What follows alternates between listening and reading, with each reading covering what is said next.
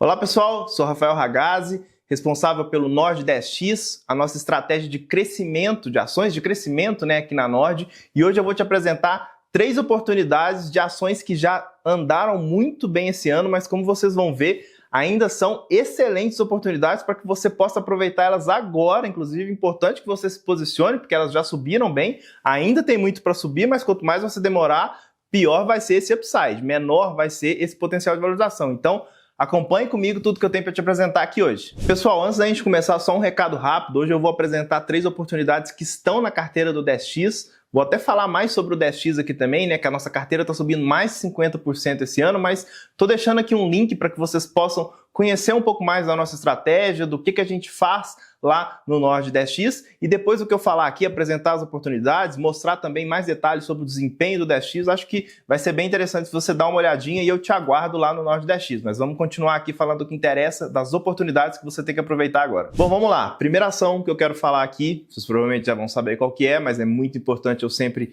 voltar nesse papel, porque a oportunidade, apesar de a ação já ter andado bem, continua excelente, é o Inter, uma empresa que divulgou para o mercado um guidance ali no finalzinho de 22, começo de 23, e desde então ela entrou numa nova fase de entrega de resultados. Até esse momento ela estava numa fase de crescimento, sem acumular prejuízo, mas também sem entregar lucros aparentes, com resultado ali sempre próximo de zero. De 23 em diante, ela virou essa chave, não no sentido de deixar de continuar crescendo, mas também de continuar crescendo e agora entregando rentabilidade, com os lucros começando a aparecer ali nos seus resultados a cada trimestre. Quando a gente pega o lucro lá no comecinho de 23, estava praticamente em zero. Hoje esse lucro trimestral já está em mais de 300 milhões. E o guidance que a empresa passou para o mercado é de entregar um lucro de 5 bilhões em 2027. Então a gente está mais ou menos aí no meio do caminho em relação ao período que eles divulgaram o guidance e a meta lá na frente. E o que eu gosto bastante aqui dessa tese, dessa empresa, é que não precisa de forçar premissa nenhuma, não precisa de nada mágico acontecer, não precisa de um cenário externo que vai ser muito favorável para que ela consiga entregar esse guidance. É basicamente uma tese de alavancagem operacional. O que é alavancagem operacional? O Inter tinha lá, antes de divulgar o guidance, pouco mais de 20 milhões de clientes. Hoje eles estão com 40 milhões de clientes e o objetivo é chegar em 60 milhões de clientes ali no fim de 27. E como é que eles vão entregar esse guidance? É uma tese de alavancagem operacional para chegar no 5 bi de lucro.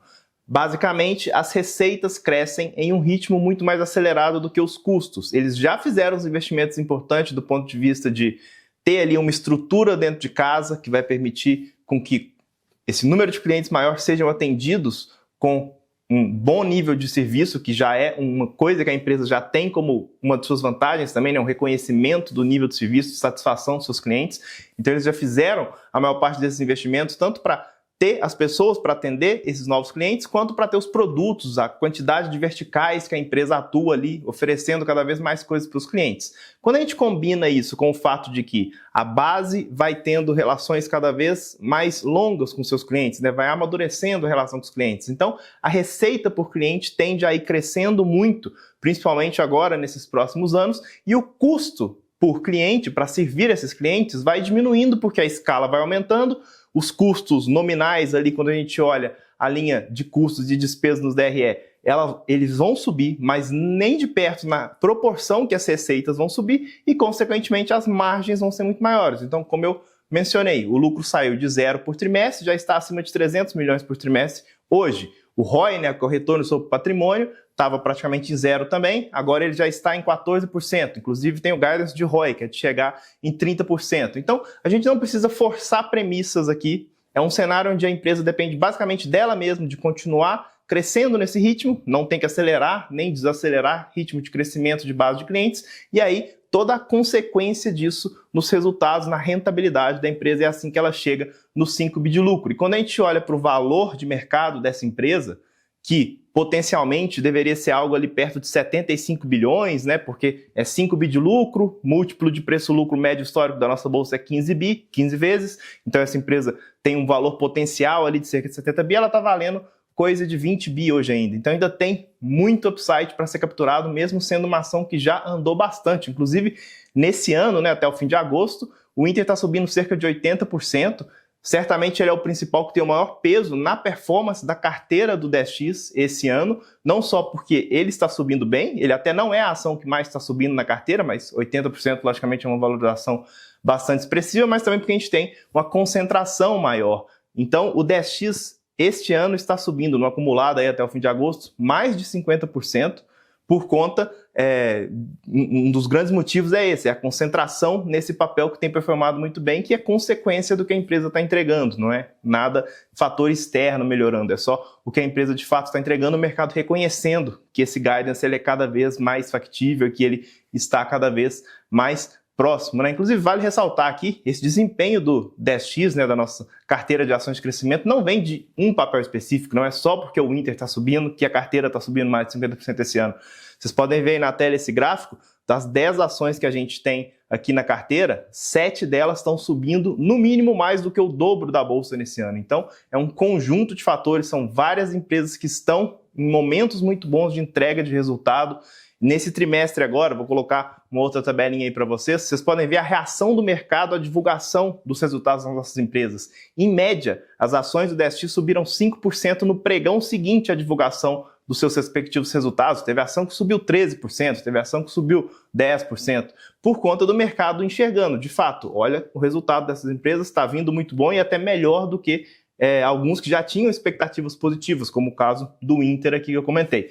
Mas vamos lá, vamos continuar falando aqui das outras duas oportunidades que eu acho que são muito interessantes para você aproveitar agora. A segunda empresa que eu quero falar com você hoje é a MRV, uma empresa que é a maior e melhor construtora do Brasil quando a gente olha para o nicho de baixa renda, né? Atuação ali no Minha Casa Minha Vida, o programa habitacional do governo.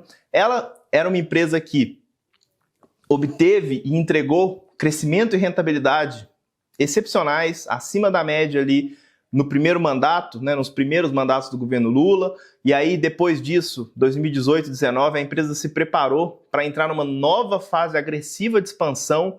Eles iam não só aumentar os segmentos de atuação, mas também aumentar muito a escala do negócio original, do Minha Casa Minha Vida, e expandir até internacionalmente.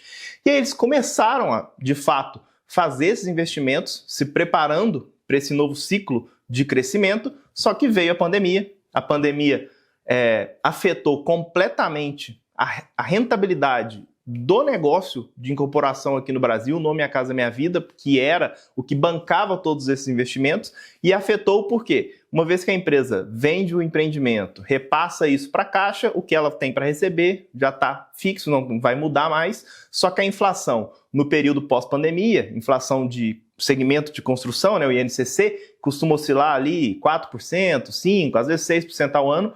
No período dos 2 anos seguintes à pandemia, ele chegou a acumular quase 50%. Então, foi uma realização de custos muito mais altos do que estava nos orçamentos da empresa, consequentemente as margens foram menores, a geração de caixa foi menor, e isso acabou afetando a empresa como um todo, né? Porque ela tinha feito grandes investimentos, mas não tinha começado a colher os benefícios desses grandes investimentos. Mas aí, ela fez o dever de casa, entendeu que precisava fazer um reajuste de preços, principalmente para recompor margem, porque os custos agora estavam em outro patamar, e, felizmente para a empresa, recentemente houve a troca de governo, quando o Lula assumiu, o Minha Casa Minha Vida foi sendo cada vez mais melhorado, aumentando subsídio, reduzindo taxas ali no programa, aumentando o preço-teto dos imóveis, enfim, se eu fosse citar todas as melhorias aqui, ia precisar de muito tempo, mas o programa em geral foi incrementado de diversas formas. Vários estados também começaram, estados e municípios começaram a fazer seus programas próprios para implementar ainda mais, incrementar ainda mais esse evento favorável. E aí a empresa soube aproveitar disso. Você pega os últimos anos, eles estão aumentando volumes e aumentando bastante o ticket médio, aumentando bastante preço. Então, se você olha a margem bruta das vendas atuais, né, que a gente chama de margem bruta de novas vendas, que ainda vai passar pelo balanço quando isso for sendo construído, mas que já reflete ali o que seria a rentabilidade se a gente fosse lançar tudo hoje, ela já está acima do patamar histórico. Antigamente era coisa de 32%, agora já está perto de 35% a margem bruta das novas vendas. E é só uma questão disso passar pelo balanço. Então, a gente tem uma visibilidade que, ao longo que essas obras, dessas safras, principalmente de 23 para cá, forem passando ali pelo balanço, o resultado da empresa vai ser muito maior. É por isso que eles também têm um guidance de entregar um lucro de 1,5 bi na incorporação aqui do Brasil, mas que isso vai ser basicamente um patamar mínimo de resultado para a empresa como um todo, porque o que tem atrapalhado os resultados da empresa é a sua filial americana, que eles já fizeram também recentemente. Primeiro, um plano de desinvestimento para desalavancar a companhia, né? Nesse período aí onde a empresa ia investir, ia crescer bastante, veio a pandemia, ela acabou se alavancando muito também, e muito por conta da operação lá fora, né? Dívida em dólar, acaba tendo um peso maior. Eles já fizeram um plano de desinvestimento e nesse último trimestre fizeram até um impairment, né? Uma reavaliação ali do valor desses ativos que vão ser vendidos para já reconhecer o prejuízo de tudo que vai ser vendido ali com margens muito baixas ou com prejuízo, para poder limpar o balanço, e daí daqui para frente a empresa entra numa nova fase de resultados realmente podendo crescer sequencialmente com essas safras de imóveis muito melhores.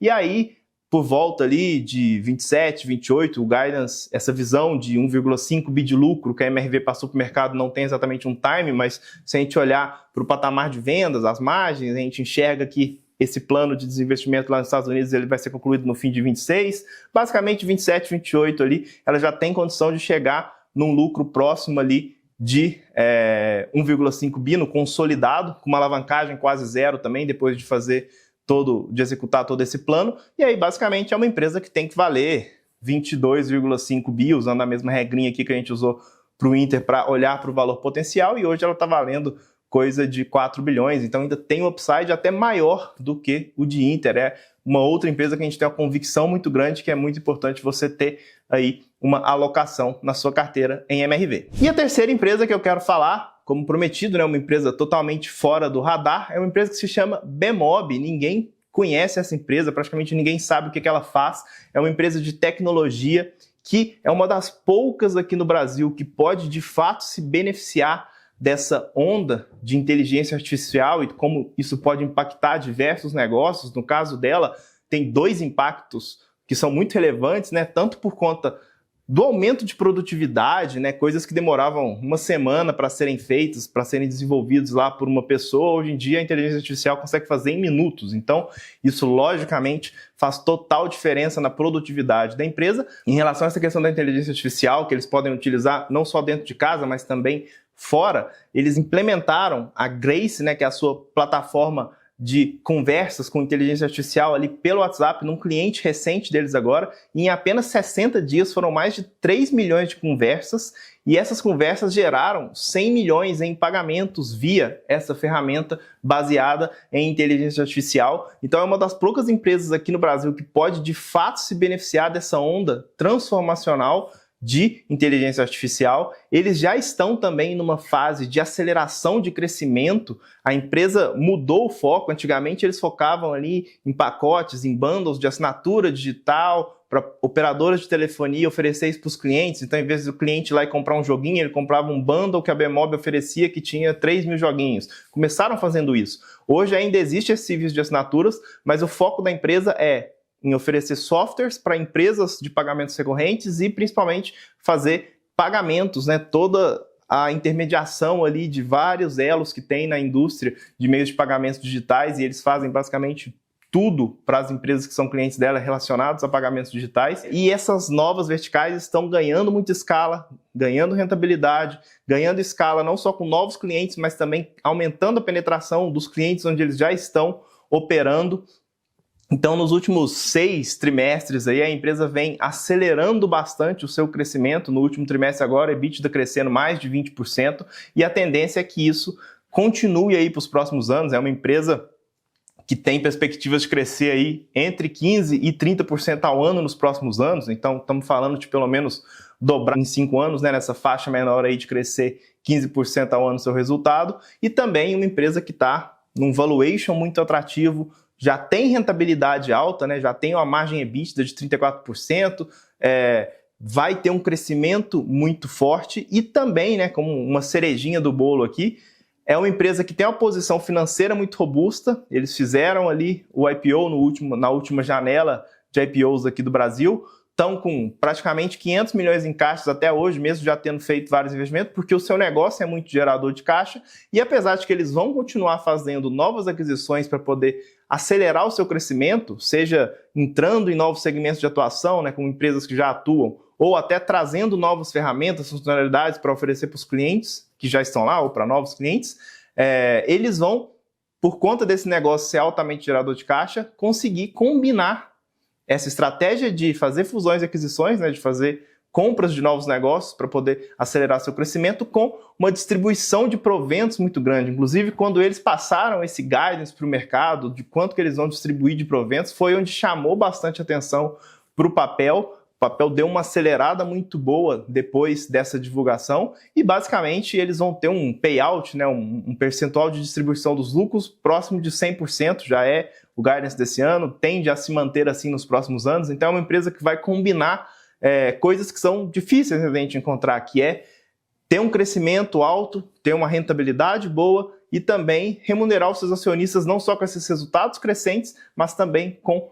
proventos. Então, é um papel que ninguém está olhando, está totalmente fora do radar e eu acho que é uma pimentinha que você pode ter aí na sua carteira. Então, se você não tem nenhum desses papéis, dentro do 10X a gente tem uma alocação específica ali dentro do contexto da nossa estratégia que faz mais sentido, mas tem que olhar o todo. Para você, eu recomendo aí uma posição de até 15% em Inter, até 10% em MRV e por volta ali de 5%, mas também talvez também chegando até 10% em Bemob, caso você não tenha nenhum desses papéis. Acho que cabe você ter essas 3 oportunidades aí na sua carteira e se aproveitar desse momento positivo da Bolsa, mas mais ainda para as ações de crescimento, especificamente essas que a gente tem aqui no 10X, que estão entregando resultados muito bons e que estão com perspectivas ainda melhores. Então, bom, o que eu tenho para hoje é isso. Te vejo no próximo vídeo. Grande abraço!